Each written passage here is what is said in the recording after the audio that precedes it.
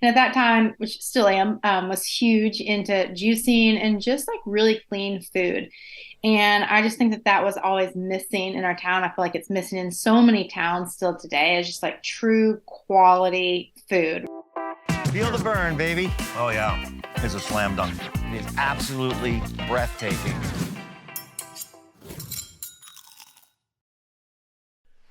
Welcome to the Bike to Bites podcast. I'm your host, Garrett Best. This is a companion podcast to the Bike to Bites television series, and you can check out the links in the show notes to find out more information about where you can tune in to watch the series. Now, in today's podcast, we're going to be revisiting my journey through Chattanooga, Tennessee.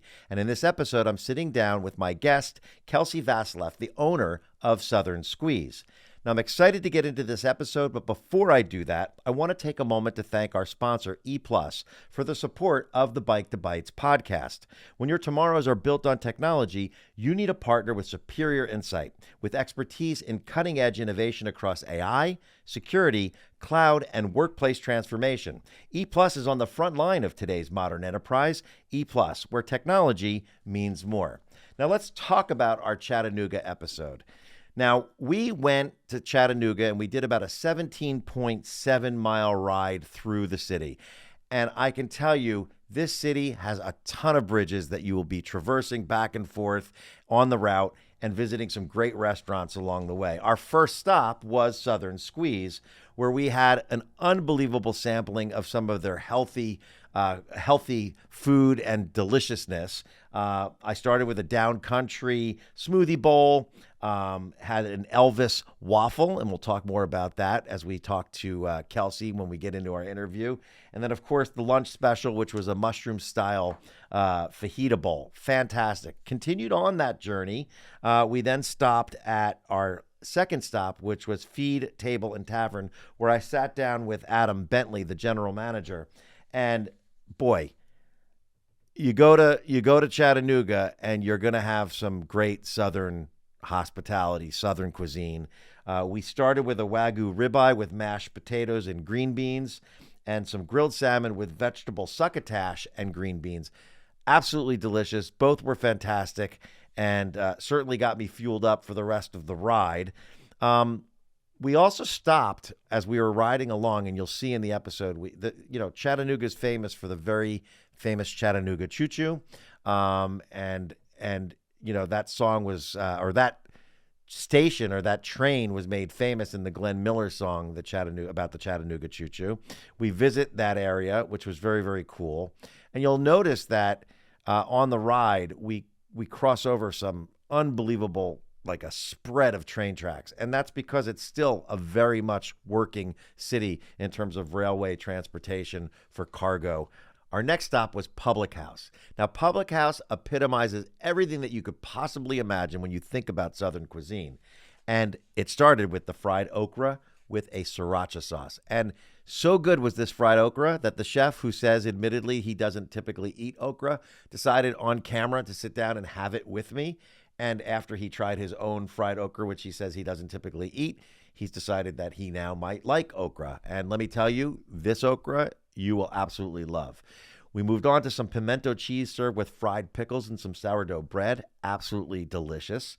Grilled salmon over a ratatouille and a buttermilk lime vinaigrette. It was incredible. Super delicious. Super tender.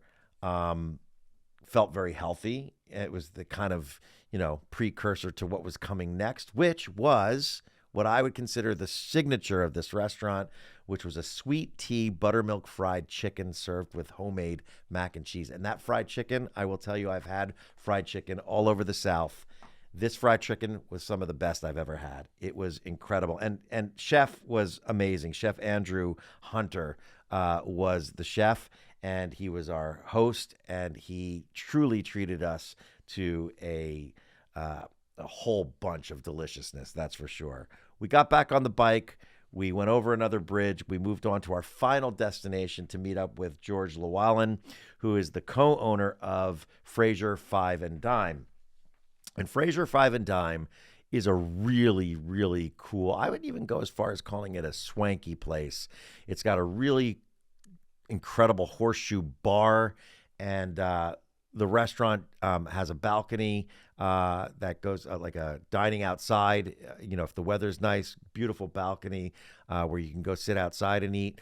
And the food was incredible. We started out with a North Carolina rainbow trout dish with green beans and pecan butter. I will tell you, in the show, it's probably the last dish that I tried. I think I started with the fried oysters and potato salad and arugula, and then I moved on to a shrimp and brisket in a broth, and then I ended with the North Carolina rainbow trout. And it's game changing. The rainbow trout was game changing, and it was it was a nice way to kind of end the ride. It was a cool place to just chill out, hang out, have a great local beer, which is what we did. 17.7 miles through Chattanooga, over lots of bridges, along the water, along some skyways in the highways in the sky, a boardwalk skyway that we kind of ride our bike over, giving us great views. This is a trip that I think everyone should take. This is a route that I think everyone should try. Now, I'd like to take a moment to introduce our first guest. This is Kelsey Vasileff. She is the owner of Southern Squeeze, which is located in Chattanooga, and opened with a commitment to providing nutritious, high-quality, tasty juices, smoothies, and breakfasts for her community.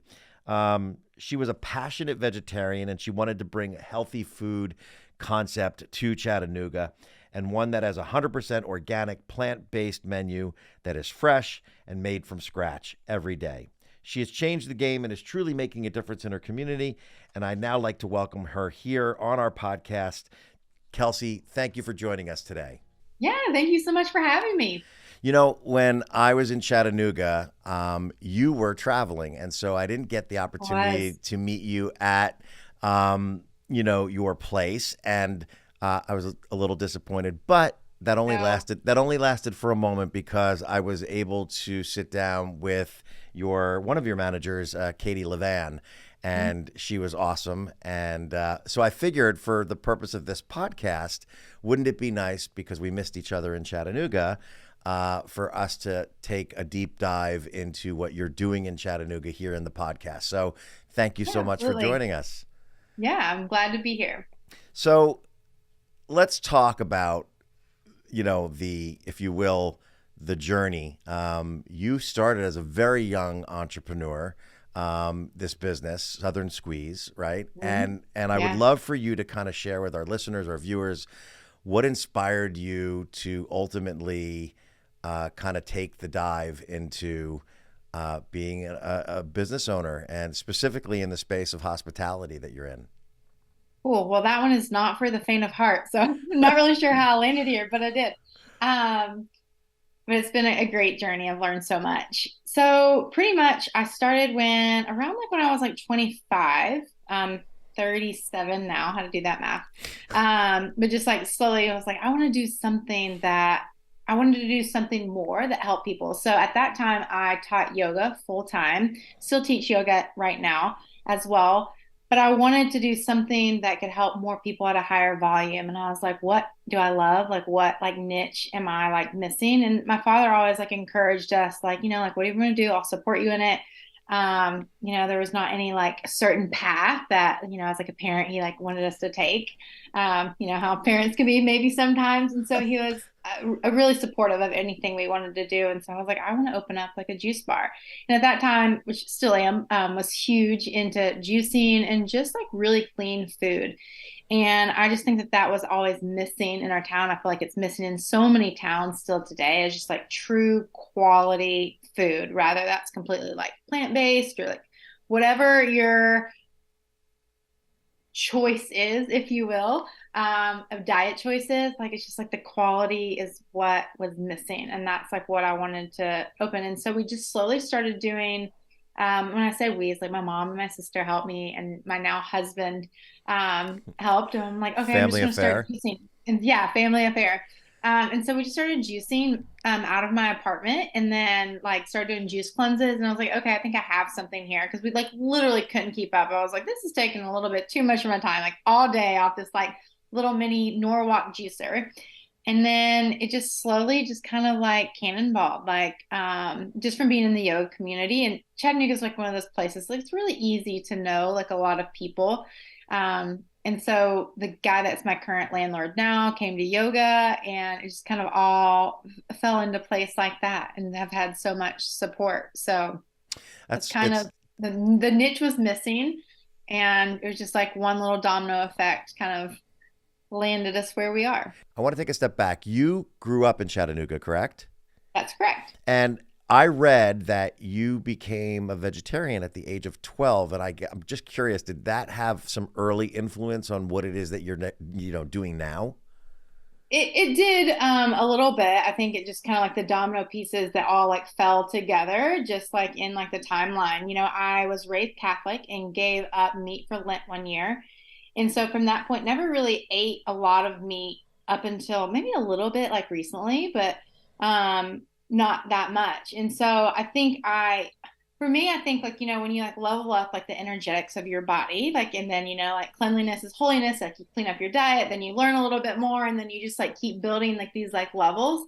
And so I think that's kind of like what did eventually lead me to like where I've landed, because I was always like searching for more or like the next best thing as like I got older, and then realized that there was a real lacking niche like in our town. In our town, it's continuing to grow like rapidly, but I was like, man, like I think like we really need this. And Chattanooga is a very health conscious community, especially when it comes to like physical like exercise, but I also felt like there was like a little bit of lack when it came to like diet and like nutrition. It's funny that you So say it that because definitely. I found in my discovery of Chattanooga that, Chattanooga's very, it's got the quintessential Southern hospitality, Southern cuisine, right? And Right. with that, you know, it could be great quality food, but it doesn't necessarily always mean it's the most healthy food for you. Right. And so for me, having visited you, especially, I began my journey stopping at your place first.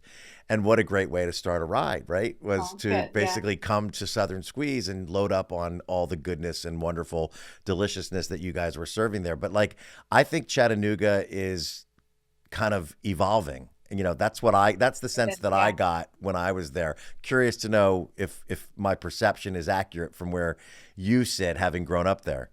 I mean, I would say dramatically. I mean, and that honestly, that's like what's like kept me here. I met my husband out west in Yellowstone, and then he eventually moved here.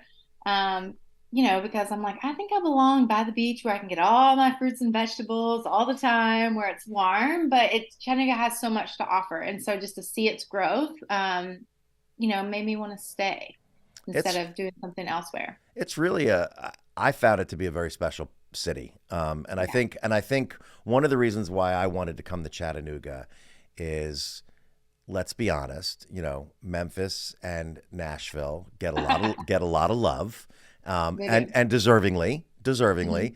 but I think sometimes Chattanooga is overshadowed by Mhm. those other two big cities. And Mhm. I thought, hey, I'm hearing a lot of really cool things about, incredible cycling infrastructure Mhm. and this outdoor mentality of getting out there, being active, and a really, really cool food scene. And it was very, very, it wasn't surprising for me when I got there to see that there was an incredible food scene. And the first impression that I had was your place, which was amazing, absolutely amazing. And Well, we're gonna thank you. and we're gonna talk about that in a second. We're gonna talk about some of the things that I sampled while I was there. But I would love to, you started this business at a very young age. You were a young Mhm. entrepreneurial woman starting a business for the first time. I think you were what, 25? You said, Mhm. when you started.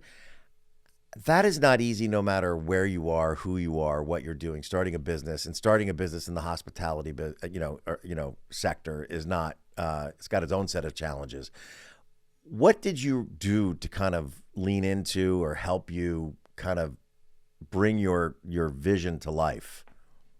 So, just like you always talk to your friends and your family of like, hey, I have this idea, or hey, I have this idea. And I'm not sure what friend it was that had told me about a company called Co-Starters, which is, I think I was in their first class, or definitely one of their first classes. And that is where I just like created my business plan, which was needed where my father was like, if you're serious about this, like show us that you're serious. If you want like help, and they just help like physically, he's in construction, things like that. He's like, we'll get it done. Like I'll help you do this or find the right people. And so I needed a business plan to show people that I was serious and I needed a little bit of help with that. And so, yeah, I landed with co-starters and it was really great. It was, there's several other people in there bringing different business ideas. They show you how to build the business plan, but then you're also just constantly getting feedback on like, hey, this is like my idea. What do you think? Some people were like huge, like naysayers, and some people were like, oh, I think that would be great. Um, Never, which, never listen. Never listen. perspective is like, no, this is going to be great. It's going to happen. We're going to, Yeah, we're going to go, we're going to make it happen. never listen to the naysayers.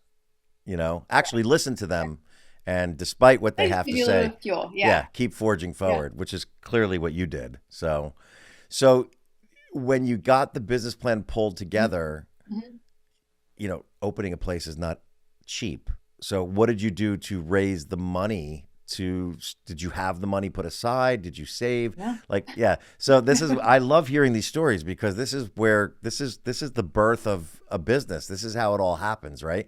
What did you do? How did you raise the money to open the business?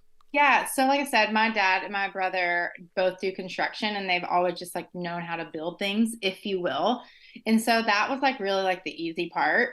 We literally in our shop now, we still have like a bench that my dad built for us. And so it was really, I guess, if lack of better words, like grassroots. I just like, where can I pull like what I need? And we really just the biggest piece of equipment that we had, my husband's parents bought us and then which is kind of like the price of a lower end car. And then we had a family friend And what was who gave that us piece of equipment? it was our juicer Okay. Wow. because when we originally started, we were just juice and smoothies. That was it with like a few little food items here and there. And then like over the years, like people definitely use their voices and they're like, we want more food, we want more food. And right now, like that's like, we're a plant-based, plant-forward restaurant. Like that's like the majority of our sales are all food. But back to the original question is we had a family friend who had given us it was around like $40,000 to say, hey, here, which is actually pretty minimal when I really look back at it. And like we've had like a couple of like expansions, and then we've had one store open and close, and it had two different locations. And so I'm like, wow, it's like I don't know how I did it with like such little money. And I know for some that may sound like a lot of money, but like in the scheme of things for business, it wasn't really. But we still managed to get it done. And I literally just slung open those doors.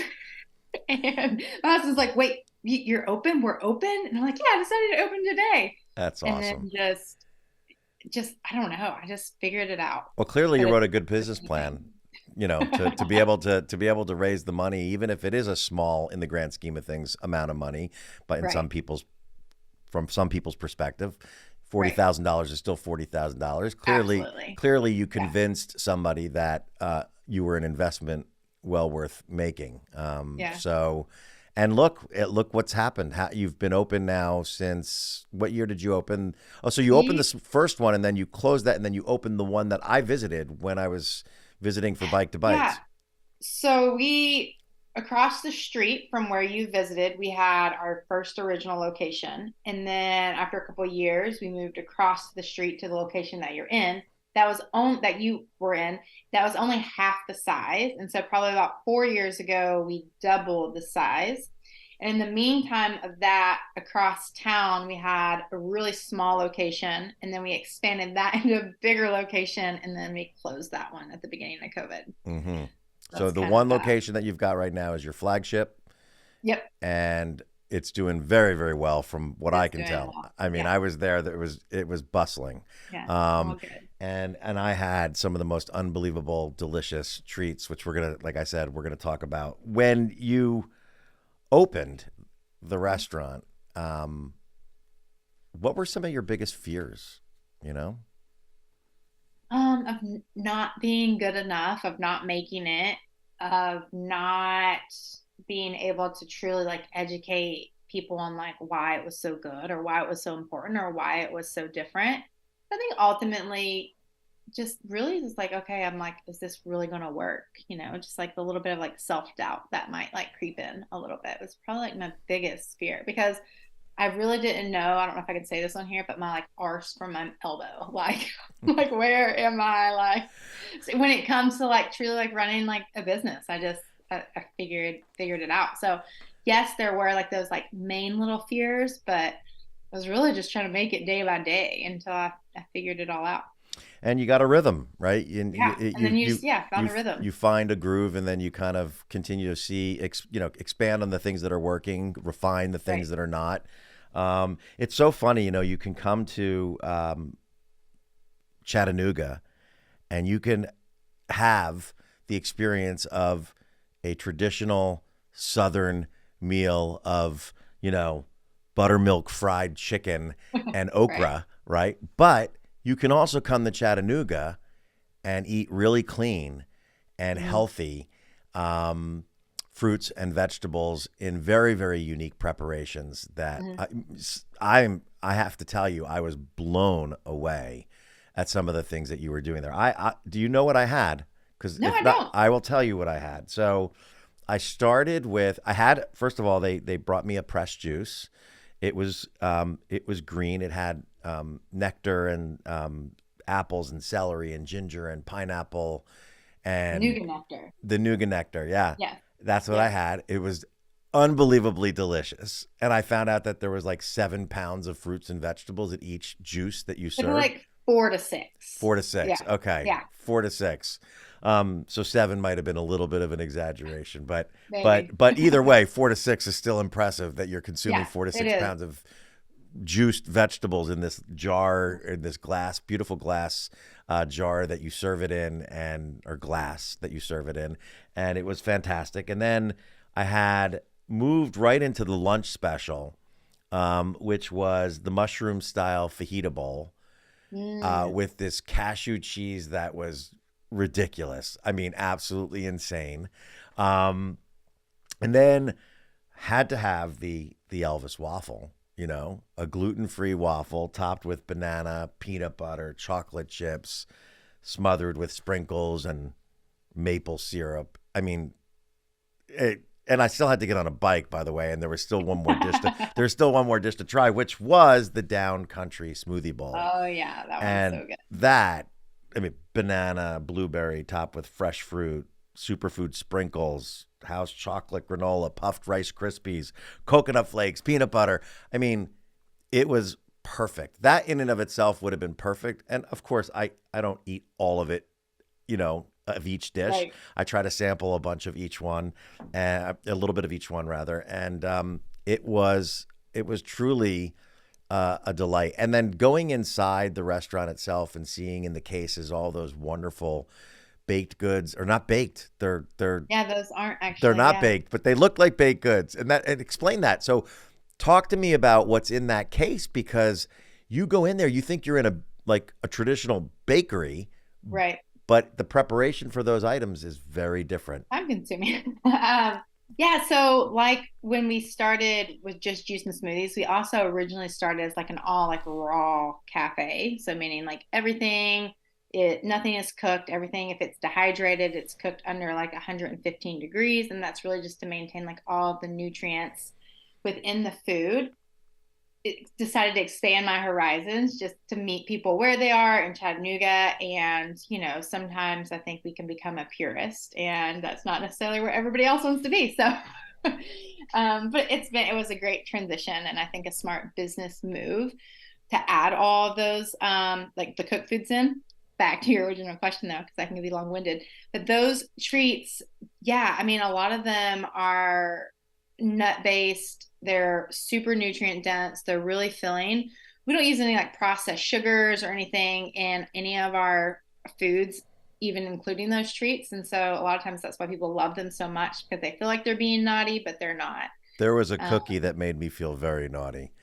There was yeah, oh my it's goodness. like our signature, like chocolate. It almost feels like you're eating like chocolate chip cookie dough. It was Yeah. insane, insane.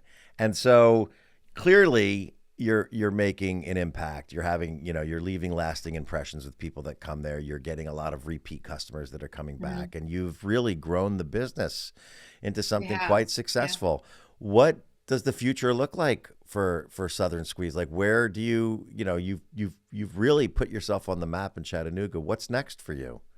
Yeah, we've constantly just been like, what's next? And so also pre-COVID, right before we were almost about to sign a lease in Nashville and we stopped and then we also had a baby.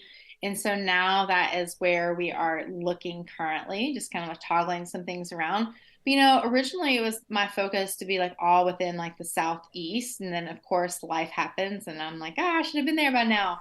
But everything in due time. But yeah, I mean, that's really, to truly give like healthy options to everybody in the Southeast and then maybe beyond, depending on where that takes it. I say Southeast so I can still have my finger on the pulse, just because there was so much time and work put in to make sure like the quality and the standards were there and to make sure that they like maintain. So is that a big plan of yours to try to expand and open up more establishments in other parts of the southeastern part of the U.S.? I mean, is that the big plan?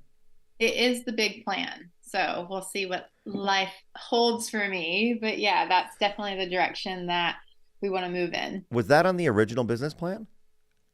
It was. And so Really? that's why I say, it's been a minute and I feel like I'm like, oh, I should have been there by now. But, you know, No, maybe I we'll be. think you know Yeah. what? Could you have predicted COVID? I mean, could you have predicted? No. Right. So, Yeah. so I think you're doing just fine. Yeah. I think Thank I you. think it's doing. I think what you're doing there is, and you know what?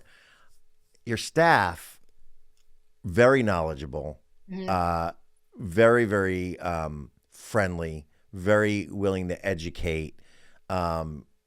In terms of questions that you have as a customer that you need answered, they're there to kind of guide you through what might be in some people's cases a new experience for them, right? It is. I mean, we still have people, brand new customers, new experiences like all the time. So, and the staff's important. We've always been very, very fortunate and blessed with our staff like over the years. So, we've had some very long-term employees, which is great. And I feel like a lot to say when it comes to like the food and beverage industry for sure.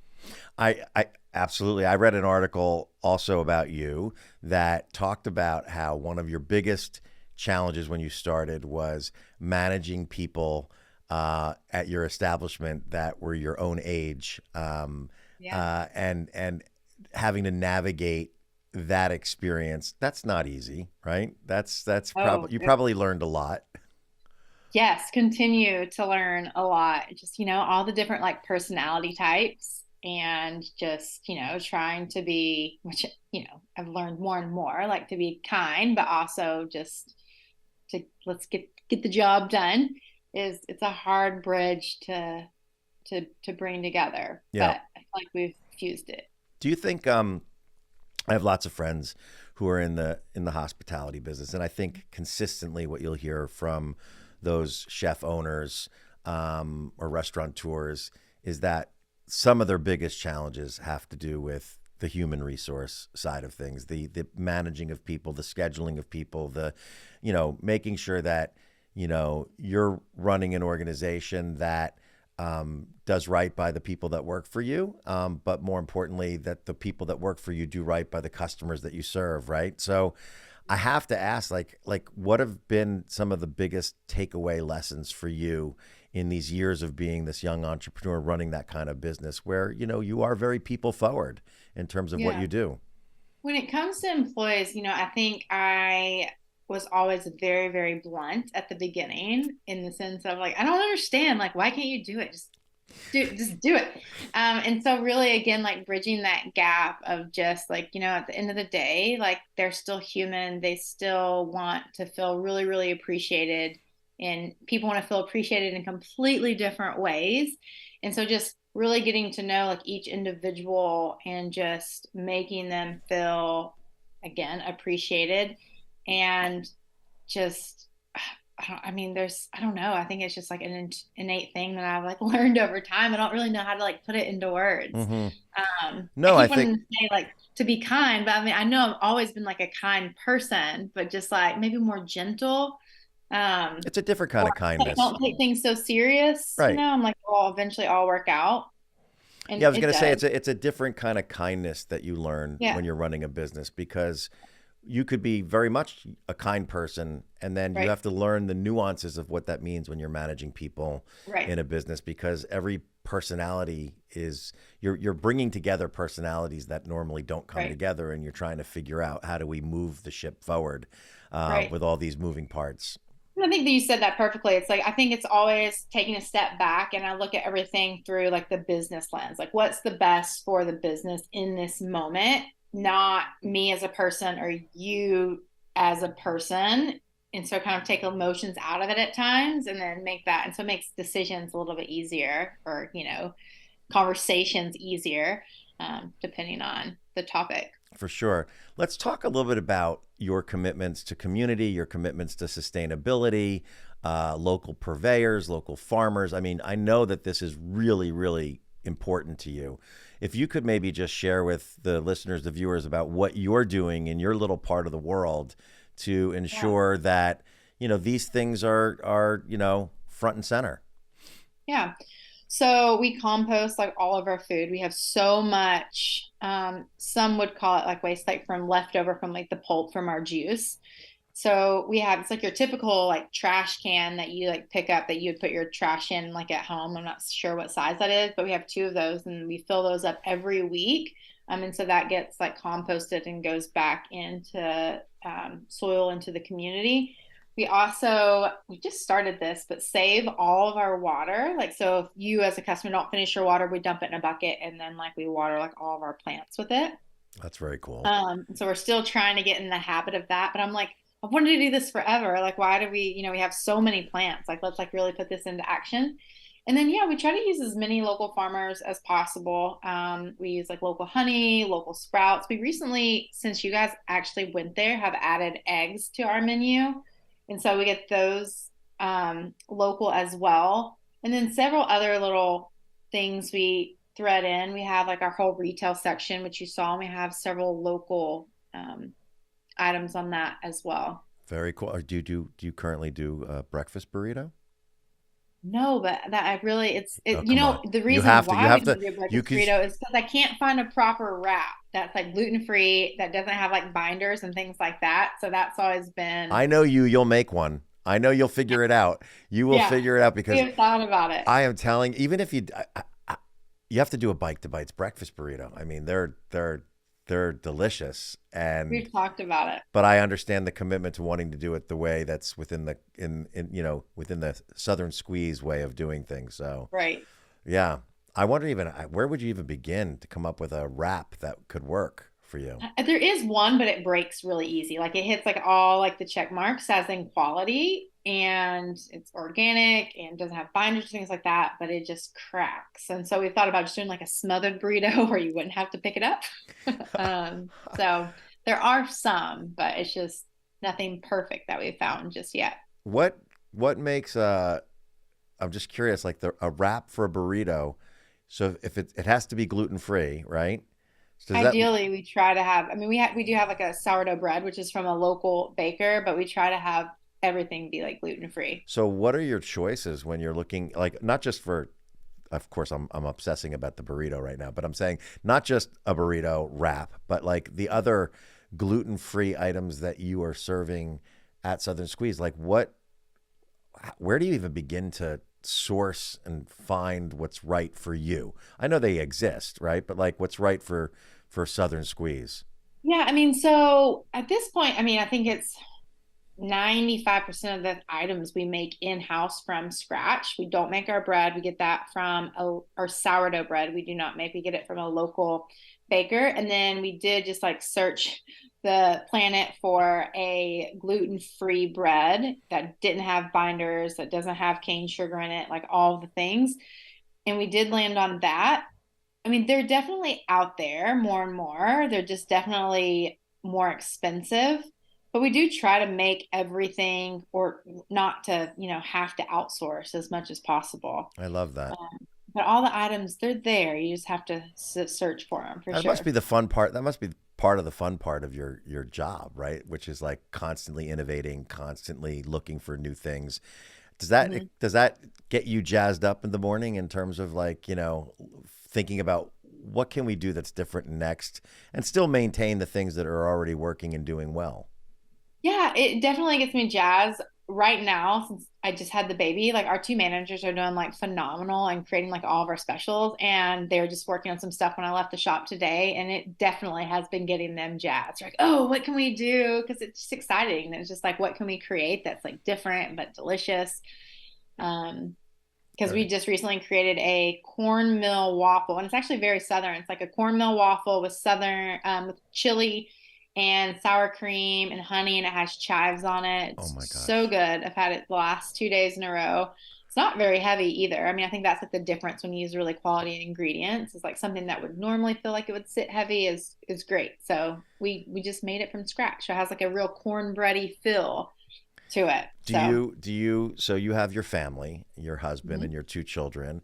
Do you, by the time the day comes for you to make a meal at the end of the day, are you exhausted? Are you still, do you still find the energy to be able to be creative in your own kitchen? In like full transparency, like I said, I have a really good team. So yeah, for most days, just having the baby set aside, like I do still like to cook food. And yeah, I mean, I think that that's probably what keeps me creative is because it's almost easier to like experiment and stuff at home in smaller batches and doses by yourself. And so, yeah, I've found lots. I love to cook like Asian style things like at home. And a lot of times those things have been, I mean, that's like where the majority of our main menu came from is from me like cooking at home. But yeah, I do have energy. I think that's like what gives part of what gives me like life. I love trying new things Mm-hmm.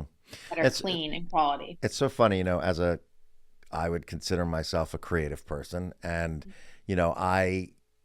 I constantly like doing my craft even at home. Like I Mhm. like to cook at home. I like to grill. I like to be innovative in the kitchen. I like to even when I'm not writing on the show, I love to cycle because Mhm. it's where you get inspired. It's where you think and Right. I love hearing other people's stories, most importantly.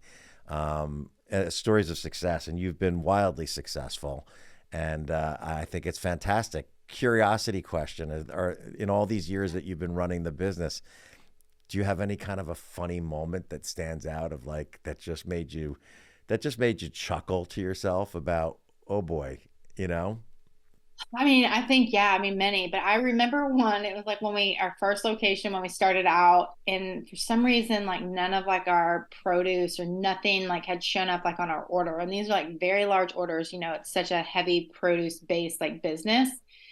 And it was like one of those things, just like a storm, one thing after other. And it was like this, all literally, it's like we had nothing to like make. And I just had to like laugh. I was like, but I think it was such a good learning moment where I was like, because normally I'd like let it stress me out, just get completely bent out of shape, get crabby and irritable. And so I was like, you know what? It's not worth the stress. And I'm so glad I learned that earlier on is like, I mean, you really have to laugh like when thing after thing after thing gets messed up. Yep. Um, it's just, I mean, there's so many of those micro moments all the time that you're like, oh, Well, those are the really? Is this moments like that test. happening? Those are the moments that really test your mettle. You know, Yeah, those are the moments that you do it, and if you and you can't take yourself too seriously, otherwise you'll just yeah, crumble, right? yeah. So, other than your family and your career and the business that you own, what gets you up every day?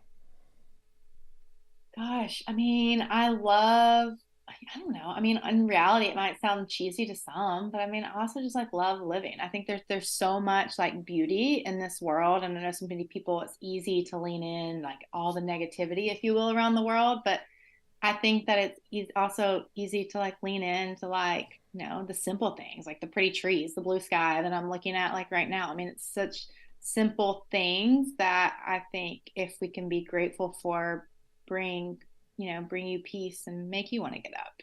No, I love that. I love that, and I get this sense that you do have such a great appreciation for living.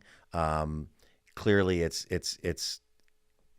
you live by example by what you're doing at the store and the people that are coming in and they're appreciating what it is that you're doing. It's not just somebody serving food. They know Right. you go in there and you see the hard work, the creativity, the goodness that goes into making someone smile and happy for a meal that Yeah. they might be having at your restaurant. And you're also very committed. And I want you to talk about this because you strike me as being very humble. Um, you're very committed to your community. And I would Mhm. love for you to talk about some of those community-based programs that I heard about when I was visiting. Specifically, I know that you guys do this local farmers market Mhm. with the stamps for the food stamps. Talk to me about where that idea came from and why that's important to you. Yeah, so it's for a local farmers market where we donated X amount of dollars. And so if you were somebody who wanted to shop at the farmers market and use food stamps, you'd get double the amount. And so the reason I came across that, and we've done like dabbled in like helping like other areas of the town do similar things as well. We actually need to like re up and do that. That was last year that we did that, just to full transparency. But it is so the reason I chose to do that is because so many people come in and they're like, hey, can you donate to this? Or hey, can you donate to that? Or, yada, yada, yada. And I mean, of course, you can donate to whatever you want. But for me, I was like, where can I really like serve instead of, just like a school auction here or there that gets our name out? Yeah, that stuff's great. But like, I really, again, like wanted to help more volumes of people. And so just got connected with our local farmers market. And that was one thing that they said that would be really helpful. So we bought them a new machine so they could accept more money. And yeah, So went you from go to the there. farmers market, and if you have food stamps at the farmers Mhm. market, you can use your food stamps at the farmers market, and then you were matching Correct. double the amount of whatever food stamps were redeemed, basically. Correct. Hmm. Wow, that's Yeah. pretty amazing. Yeah. I mean, and are have you It was a seen set amount of money that we gave them, but that's how it worked. So right, however they did it on their backside, but right, but that's a